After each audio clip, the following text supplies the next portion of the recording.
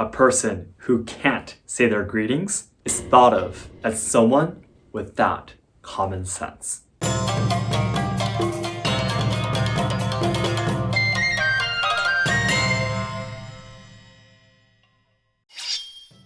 皆さんこんにちは and welcome to Let's Ask Shogo.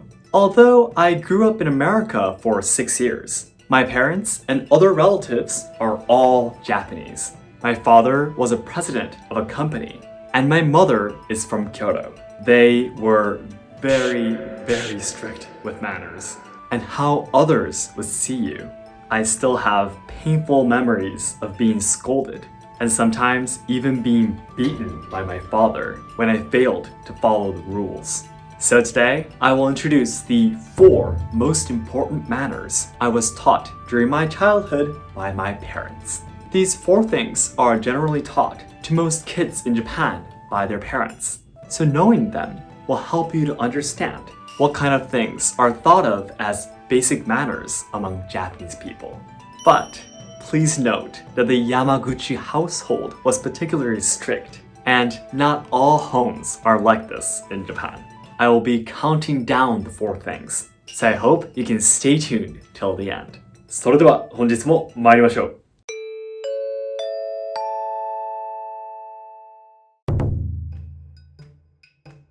Number 1.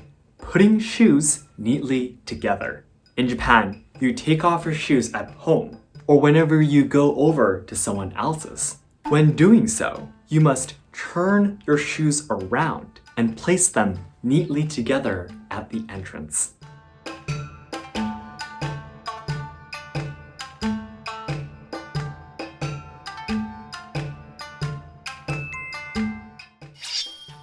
This has a practical reason of being able to put your shoes on quickly the next time, and also a mental reason to organize your mind. Yeah, putting shoes together somehow organizes your mind, no joke. But it really does make the entrance of the house look neater and cleaner.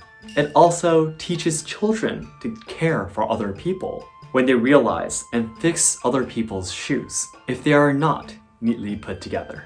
By the way, we are taught to do this in tea ceremonies too. I was strictly taught this so much that I would naturally judge a friend when he or she visited my house by checking if they would neatly put their shoes together after entering. I would seriously consider continuing the friendship if they failed to do it. This is how much this manner was engraved inside me as something really important. Number 2. Mottainai. Mottainai is a way of thinking, something like don't waste things or that's a waste. Japan is a country of natural disasters, like earthquakes and typhoons, and 70% of its land are mountains. Looking at the history of Japan, frequent famines are caused due to the lack of resources. Therefore, the idea of carefully using resources and not leaving food was born. Leaving food quite obviously violates the mottainai spirit. But let me give you some other examples of what my parents would scold me if I didn't save usage. 1. Water and electricity. 2. Ketchup and mayonnaise. 3. Toothbrushes and toothpaste. 4. Socks and shoes. 5. Tissue and toilet paper. I had to stop running water as soon as possible and unplug any electronics whenever they were not in use. I had to use till the very last drop of ketchup and mayonnaise before throwing away the container. Toothbrushes must be used until they were completely broken. And I had to squeeze out the very last particle of toothpaste in order to start using a new one. I wasn't even allowed to throw away my socks, even if they had holes in them. My father would force me to sew them with needles and threads. If I were to use tissue paper to wipe the table, for example, my mother would probably use kamehameha on me. We had to use the table wiping cloth that could be reused by washing them. My mother would sometimes be listening to the sound of rolling toilet paper to make sure I'm not using too much paper. No, I'm not joking, by the way. Number 3, table manners. I was very scared of having meals at home for quite a long time as a child because I would constantly be scolded for incorrect manners and leaving any food. These were some of the things that I was taught to do. Expressing your gratitude before and after the meal. Sit in a good posture. Hold and use chopsticks correctly. Keep your left hand above the table, but keep your elbow off. Hold any bowls up while you eat. I hope you can take a look at the video I've made about basic table manners for more information, why these things are important. Table manners are an important part of communication with other people in Japan. Depending on one's table manners, he or she can be considered either noble or vulgar. If I see a person who does not hold chopsticks the proper way, for example, I won't deny their personality, but cannot help but think that they were not properly educated. Number 4, greetings. Out of the 4 things I've introduced today, surely the most important thing is greetings. These greetings include おはようございます。こんにちは。おやすみなさい。新年明けましておめでとうございます。今年もよろしくお願いします。ありがとうございます。I have memories of my father getting super pissed off like Eren when he turns into a titan if I didn't say hello to my neighbors when I met them, or thank you to the restaurant staff with a loud and clear voice. My mother too would get very angry when I received a gift from my relatives and didn't call them immediately to say thank you. For example, if you start training a martial art in Japan, greetings are the first thing you are taught. You won't be able to start any activities if you aren't able to say thank you before and after training to your teacher and friends. Humans are social creatures and you cannot live alone. So in Japan, greetings are thought of as the most basic form of respect towards others. A person who can't say their greetings is thought of as someone without common sense.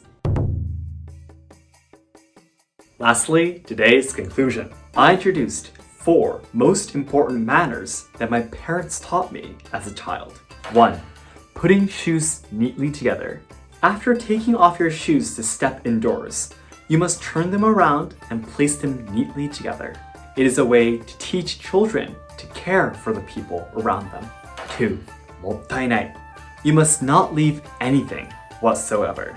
This idea was born from the history of Japan lacking natural resources and experiencing frequent famines.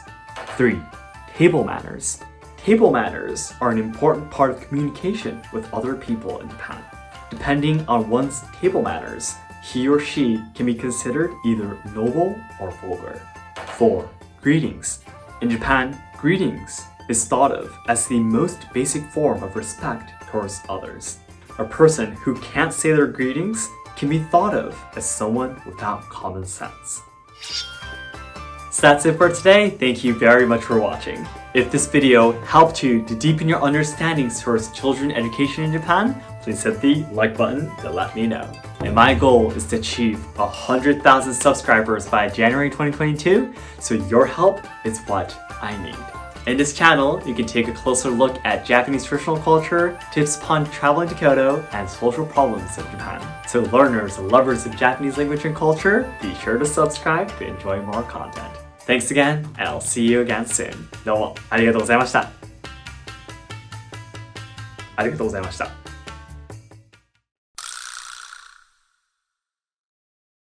Once again, thank you very much for watching and welcome to the Omake talk. So today I thought I could talk a little bit about, I talked today about that my parents taught me these things, but I, right now, am a father of a daughter and going to be a father of 2 daughters soon this month. At the end of this month, we're expecting to meet our new baby. So I was thinking, all 4 of these things I would definitely teach my children as well. I'm already teaching my daughter, who is 2 years old, 2.5 years old, to do all of these 4 things. Especially right now, table manners will be something I'm teaching her. Putting shoes neatly together, by the way, she already does herself. Yeah, we didn't actually teach her about it, but because my wife and I, because we do it, she does it naturally by herself, so that's really good. One thing that I would definitely not do, and another thing I'm considering maybe changing from how my parents taught me is, well, first of all, I said in the beginning of the video, I had a really cute illustration together with it. My father used to beat me when I couldn't do it correctly and such, right? Until our parents' generations, relying on violence to teach children, even at schools, I think, was actually quite normal. It wasn't something special at all. But in our generation, it became a social problem. It became a very big problem you see on the news and stuff. People, these teachers or parents, doing violence on them to teach things. So it's getting less and less. So I'm never, ever going to do any kind of violence on my kids, for sure. That's terrible. I would never even think of that, actually. And another thing about mottainai. All the other 3 things, putting shoes together, table manners, greetings, I'll probably teach my children the same things I was taught, just in a different way, But about mottainai, again, mottainai, the reason why this idea was born is because Japan lacked resources. And our parents' generation was raised by the generation who still experienced the World War II. And that's when Japan didn't have anything, right? We made a lot of mistakes. We lost everything. So they raised our parents' generation. So our parents' generation still was taught from the time when we didn't have anything, we were lacking resources, and we really have to, use things wisely in order to survive. But, in our generation, we don't have to be that strict, It's kind of, it's a little bit crazy, like in my father, unplugging all the, electronics and literally, squeezing out the last particle out of everything.